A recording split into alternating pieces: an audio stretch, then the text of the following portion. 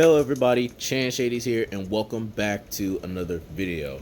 Today, you guys join me here in assoluto grip racing yet again because I just had another video idea. If you guys remember a little while ago, one of the later videos I did on assoluto, I tested the BMW M5, which is of course still in my garage right down there. And I said that even though that car was overpriced, it was still a good car overall. But I just found something that's kind of similar to the BMW in a sense that actually is a fair bit cheaper and might be a lot better of a bang for your buck. And that car is going to be the Mercedes-AMG C63S sedan from 2015. Now, the BMW, I'm pretty sure, had a naturally aspirated V8. Not sure how big it was though. This has a turbocharged engine, so this makes 503 horsepower and weighs 1,750 kilograms. So it's around the same specs of what the BMW came with stock, but this thing only cost about 70 grand, whereas the M5, I believe, cost $110,000. So we're gonna go ahead and buy this thing straight from the garage right now, actually, and get a garage space to go with it, apparently, since I didn't have a spare one. And now we're gonna buy it and we're gonna see what this thing is all about. First order of business, I am taking this thing straight to the Nürburgring. I'm not even gonna look at the specs on it. I'm going straight to the Nürburgring. Well, there is some stuff that I do want to look at when the menu pops up. So let me see. One lap, because I'm not trying to be here all day. I want the video to be like relatively short.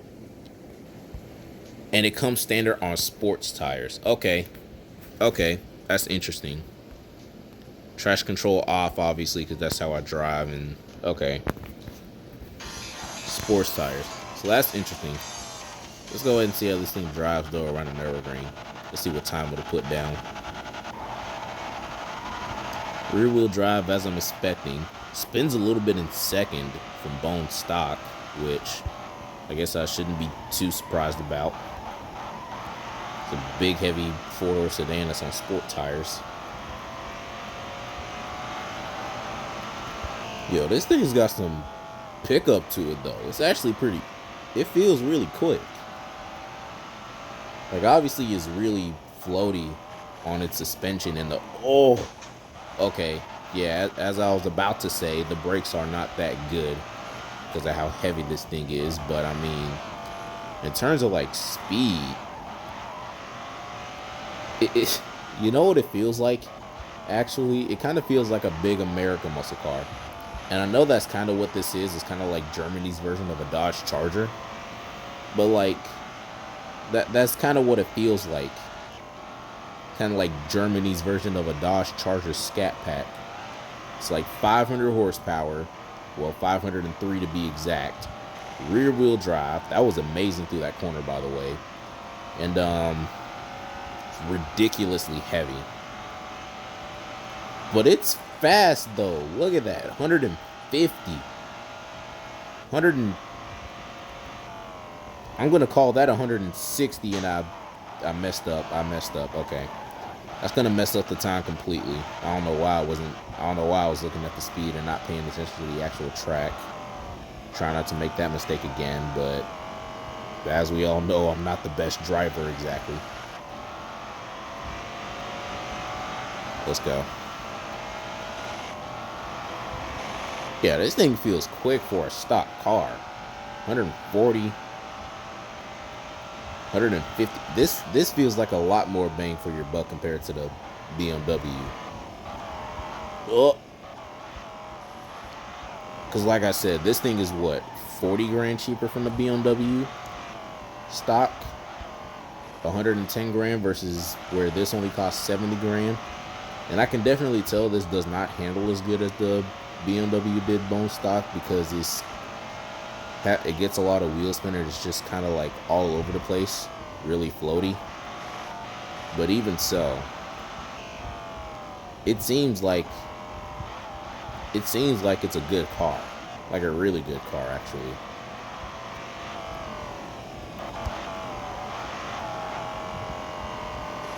Oh, okay. Oh, this thing's heavy. Okay, I haven't driven the car this heavy in a long time, so it's gonna take me a while to adjust to how much this thing weighs, especially combined with that Bodhi suspension. Once you adjust to it, though, it's all right. But even after all that, you still got to learn how to manage the wheel spin, which I haven't quite learned to do yet. Yeah, so this thing is kind of like a one-trick pony, if that makes sense. Kind of like a big Dodge Charger or something. Of course, it has power and acceleration, and that's really about it. Spins away most of the time when it's accelerating. Big and Bodhi in the corner. Okay. I mean, I still, even with that handling, like, deficit, let's just call it, I still say this is probably a better bang for your buck for BMW, especially when it comes to horsepower per dollar. Like, this blows the BMW out of the water there. But, overall, the performance definitely isn't as good as the BMW. So now I'm starting to see why the BMW was a little bit more like worth its 110 grand price tag now, driving this thing that's only 70 grand.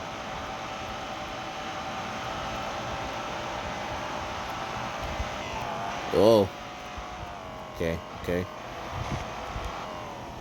Oh my goodness, that weight is ridiculous. It just pushes you wide out of every single corner. Okay, I'm a little bit concerned about this corner right here.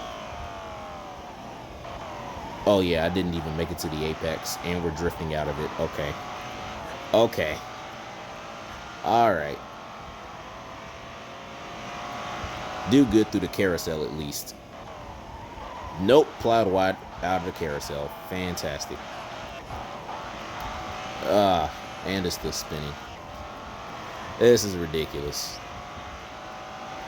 Like, there are cars in my garage that make like 700, 800 horsepower that are spinning its tires to second gear, and this is only doing it with 500. I can only imagine what it's going to do when it's fully upgraded, even on slick tires. That reminds me, I haven't done a video with the BMW fully upgraded, so I may need to do that at some point. And you know what? Since I've already been comparing this thing to the BMW a lot anyway, that gives me another idea for a comparison video. Not only am I going to do a shootout between the NSX, between the NSX and the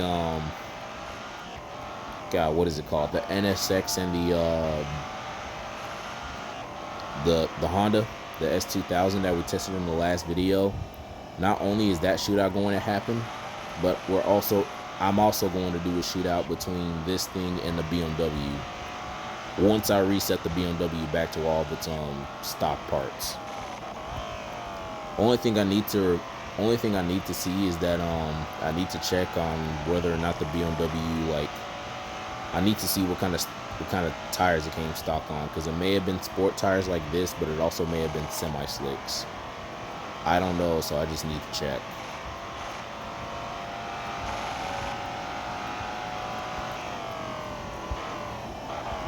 Okay. We're almost at the end of the lap though, and so far it's at a 650 pretty much, which is not terrible.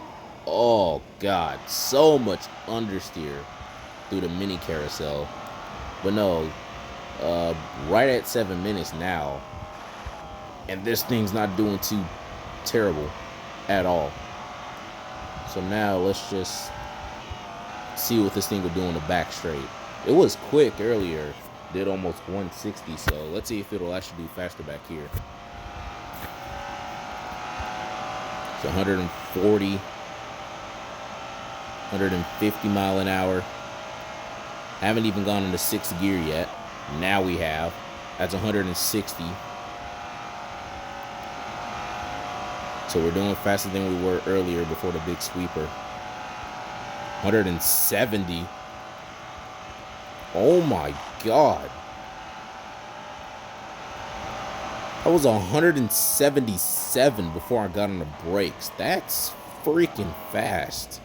For a big four-door sedan like this, that's impressive. Now, if only you could just keep its traction under control.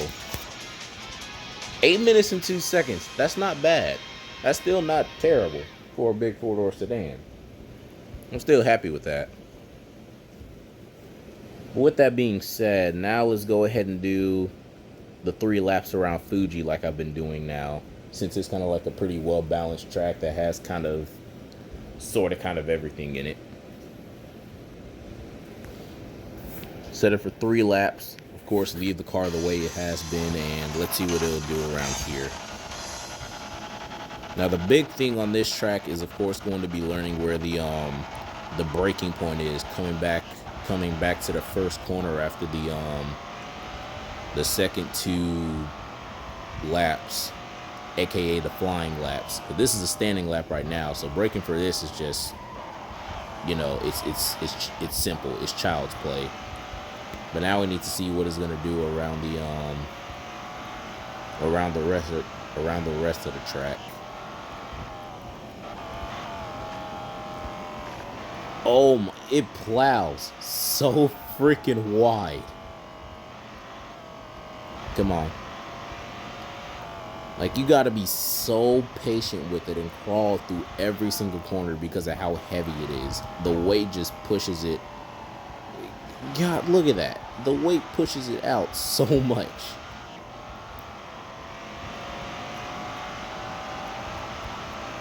The weight pushes it out so much. Okay. That was too early, actually. I hit the brakes. Okay. Through here. Not bad. Into the chicanes. Oh, really? Really? Wow, okay. Alright then. You want to fight with me? Alright, I'll play fight. I'll fight you. I'll get some traction out of it if it means fighting you.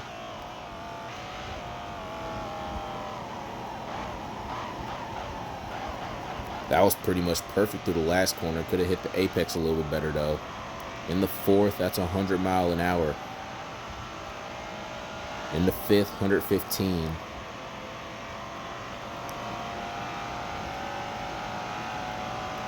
$140. I think I'm gonna brake at about 155-ish.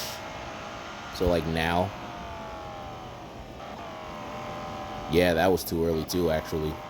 I need to wait until more like 158 probably to start braking. That's still really good though.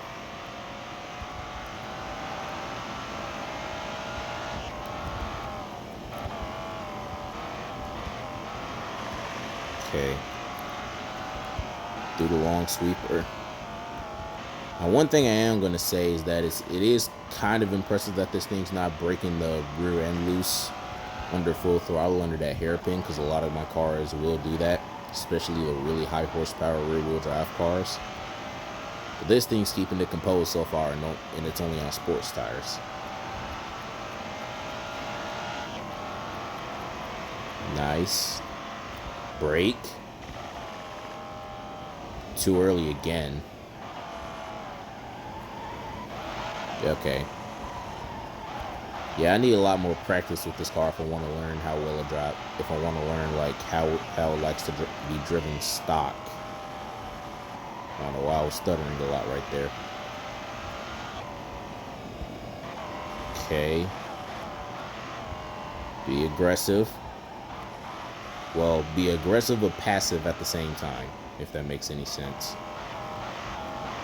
And last corner. Could have been a little better, but not bad. Onto the straight. In the 4th at 80.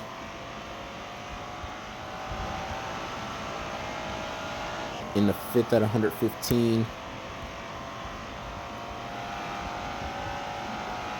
That's 140 mile an hour.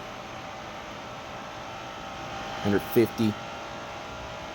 Braking at 157. That may be... No, that is perfect. That is literally perfect. It don't get no better than that. Yeah, and then that's on the last lap too. This is gonna be the lap right here. This is gonna be the one that this is gonna be the best lap out of all three of them right here. This last lap, no doubt about it, because that last corner was just perfect for it. All I gotta do is make sure I get the braking point right for the next like really sharp turn up here, and then it'll basically be set and not lose traction coming out of any of the corners. There we go. Brake, brake, brake, brake, brake. Oh, that was so good. It wasn't perfect, but it was really good. Okay, up through here, get your traction, please. Don't drift, don't drift, don't drift, don't drift. Okay, cut the corner a little bit, but not bad. Around here, I gotta absolutely crawl through these corners, it feels like.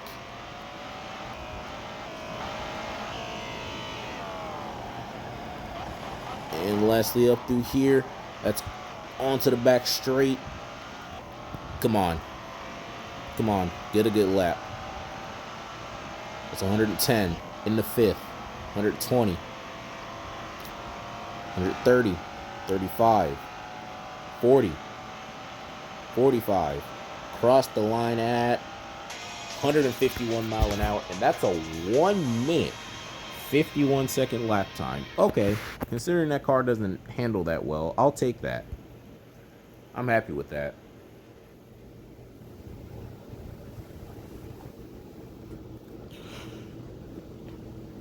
Okay, so that's gonna be the end of the review for this Mercedes AMG. And at the end of the day, would I say that it's better than the BMW? Well, like, yes and no. Yes, because I would say yes, because I think this is a better kind of bang for your buck than a BMW. I think it's a lot better value for your money. Because it's 40 grand cheaper than the BMW and you get the same horsepower. Actually, technically speaking, you get 3 more horsepower if you want to be specific about it. But at the same time, it's also no, because even though this is quick on the straights, bone stock like the BMW was, it just doesn't have like the handling around all the corners. It's really heavy, and the weight likes to push it wide, and then the suspension is really soft and kind of like bouncy and rolly, and obviously that doesn't help with cornering either. So yeah, it's up to you. It might be better than the BMW, it might not be. If you have the money, I would say you should consider both of those cars, but you know, it's up to you.